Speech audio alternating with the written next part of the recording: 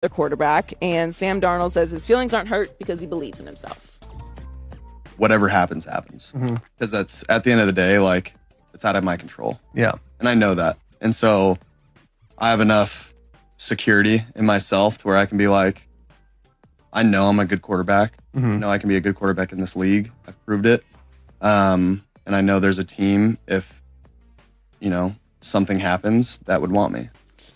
Well, what's happened to Sam is the concerns out of college have been validated. So it was he plays recklessly and makes too many mistakes, and that's exactly what we've seen in both of his stops. And he's had two offensive coaches, the last two coaches. So when your college concerns become your NFL reality, you lose support. If Sam's things were injuries and he didn't turn the ball over, I think he'd get another shot. And now Carolina, he's probably this year, because they don't have another quarterback, he'll probably be the guy. Unless they draft someone, yeah. So, but Sam's biggest issue, it's not that he's not big enough, strong enough. He's really talented. He reminds me a ton of Carson Wentz. I think Carson is more naturally gifted, but I like both of them. But you can make mistakes in this league. You can't make two a game or three. And Sam's gotten into the Carson Wentz, where in big spots, when it gets really urgent and you have to play really fast, he makes egregiously bad decisions, and I like Wentz and Darnold, but it's a very fair criticism of both. Yeah, I mean, it's the same thing with Jameis Winston. Yep. He can be incredibly productive, but you cannot turn the ball over that much. Yeah. In this league, it's become such an efficiency league that the defenses are so good keeping up with these high-powered offenses, they're going to take advantage of your mistakes. Yep. It's going to turn into other points immediately, and then you're at a deficit you can't overcome. Well, the Panthers have the number 6 pick in the draft. They also have a 4th-round pick, 2 5th-round, a 6th-round, and a 7th-round pick. He's played for 2 teams in 4 seasons, 17-32 record, 54 touchdowns, 52 interceptions, and a 76.9 passer rating. I'm with you. I think if they don't draft a quarterback this year, they're going to stick with him just because he's expensive, and what else are you going to do? Yeah. I don't think that they would make a drastic move to trade for someone this particular year. I do think they're going to draft a quarterback, though. Yeah, I think you're probably right. I also think you could bring in a Taysom Hill. You could cobble it together, because Darnold will get hurt because of the way he plays, and Taysom Hill has some similarities to Darnold, doesn't throw the prettiest ball, super athletic. I don't think the Saints would move off of Taysom Hill, though. Yeah. They're going to use him in kind of a similar way that he's always been used. You would have another kind of bridge backup quarterback. I don't know that Sam's going to get another opportunity to be a starter in this league. No, I don't think so. Well, listen, Marcus Mariota's starting again, so I mean, I think Sam's moved into bridge. A talented bridge. No, he's absolutely. That's what I mean. Like he's no longer going to be a. Nobody's building around him. No, he's a bridge. Yeah. Joy with the news. Well, that's the news. And thanks for stopping by. Bruce Arians really wants to end his career upstairs in a cubicle. And don't tell me Brady, the most planned guy in the world, retires, unretires. He and Arians are not tight. Arians called him out multiple times.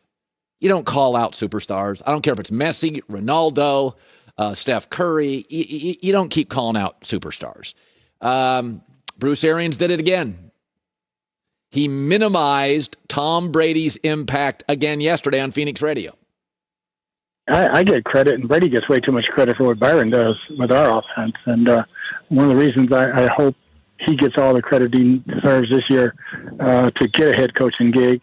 He had about 4 or 5 teams real interested last year. I would anticipate him to be a head coach real fast. I counted. I went and looked this morning. That is now 8 times that Bruce Arians, since he and Tom Brady have joined at the hip, that he has either marginalized him, criticized him, or said he's not that important, he gets too much credit. You don't do that with stars. You don't do that with superstars. And this goes back, the more Bruce talks, the more it proves there's turbulence here. There's never been a time that Bruce Arians in his career said, you know where I want to end my career? Upstairs in the office in a cubicle looking at college tape. In fact, he joked at his retirement press conference, I don't even know what my job is. Tom Brady nudged him. By the way, Tom Brady, you can't limit how important he's been in Tampa. In the 10 years in Tampa before Brady arrived, they had 2 winning seasons and never won a playoff game. Tom Brady arrived, they won a Super Bowl and vied for it. Brady is the singular reason the Tampa mess in the last decade has been interesting. That's it. They were 7-9 with the GM, the coach, the D-line, the linebacker. Brady is the reason. Just like Russell Wilson, you're going to watch in Denver this year, is the reason the Broncos will be a viable Super Bowl contender. He's it. Listen, Steve Jobs built Apple, and then he left Apple, and it died. It tanked. I'm not saying they don't have talented designers and but he cinched it all together when he came back, and it exploded. Same with Brady. I'm not saying they don't have a good GM. Arians can't coach. But stop minimizing what Brady meant. Stop. It was like 7, 8 times now. We counted. You can put them on the old bulletin board. 7, 8 times Bruce Arians has tried to marginalize or minimize the impact of Tom Brady. We can stop now. Tom Brady has not gotten way too much credit. Tom Brady deserves a majority of the credit for tuning a losing franchise who'd had good coaches and good players, but never had a legitimate Hall of Fame quarterback. They get him. They win a Super Bowl in a pandemic. They vied for a Super Bowl this year, and they'll be an NFC favorite with the Rams next year. That is singularly Tom Brady, regardless of who and how talented they are around him. All right, good stuff today. Good stuff. Greg Cosell, top of next hour. So, it used to be that when LeBron flirted with you, said something off the cuff, boy, I'd like to play with that guy or that guy, you'd call your agent. LeBron said he wants to play with me. Now LeBron doesn't even flirt. He hits on Steph Curry. Steph doesn't call his agent. Steph's like, I'm flattered. So LeBron said this on The Shop. This is very interesting, his show. Steph Curry's the one that I want to play with, for sure, in today's game. Why Steph? Man, I love everything about that guy. And that mother, Lethal, man. When he get out his car, you better guard him right from the moment he pulls up to the arena. As soon as he get out of his car, you better guard his ass. You might want to guard him when he get out of the bed. The parking deck. Swear to God. That's not even flirting. That's like, I want to be a teammate of Steph Curry. And again, for years and years, if LeBron even casually said he was interested, casually flirted, you called your agent. Can I get to LeBron? But this is like the 3rd or 4th time LeBron said, I want to play with this guy. And here is Steph Curry's latest response. He got his wish, so he's the captain. He's picked me the last 2 All-Star games, so I don't know if that suffices, but I'm good right now.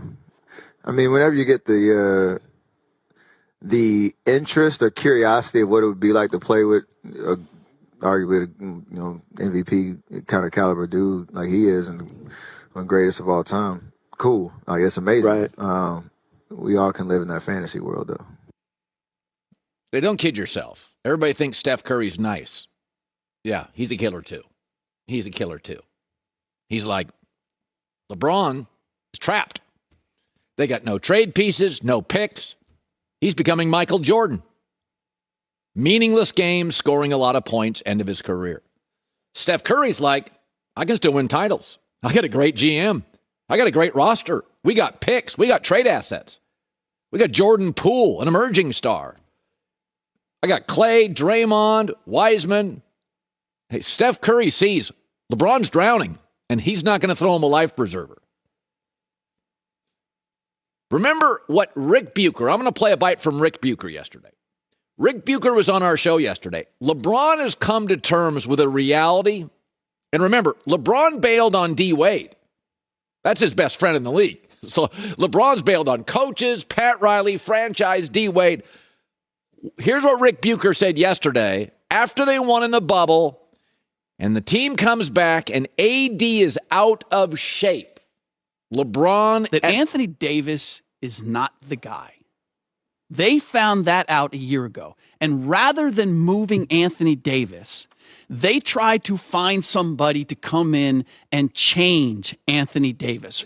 The criticism I've heard over and over and over again from inside the Lakers organization is that AD is not a worker.